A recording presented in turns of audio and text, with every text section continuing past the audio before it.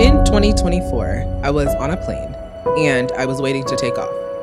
I was to be flying from Atlanta to Lagos, right?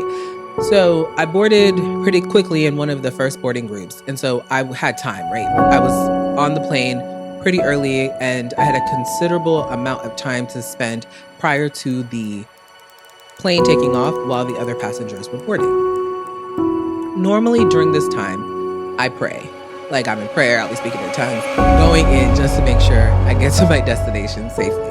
You know, covering the plane, covering the crew, covering the captain, the other passengers. I just cover everything in prayer, making sure that the flight is basically on God's radar, if you will.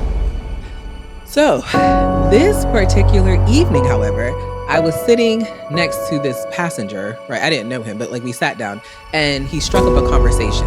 And you know, it's one of those conversations like where y'all are kind of like old friends. So it was going and going. We're talking and talking. And like I said, he had boarded pretty early. So the rest of the plane was still boarding. And so we were talking for quite some time. And it's like the whole time we were talking, in the back of my head, I'm telling myself, Kiri, pray. Kiri, pray. You need to pray.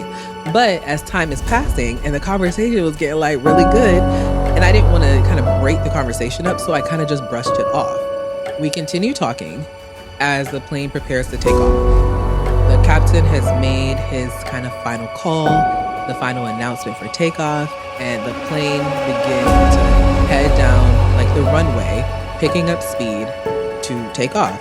My seatmate and I were still chatting it up.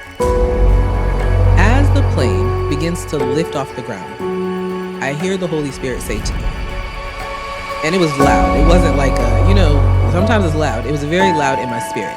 And I hear, pray against mechanical issues. In 20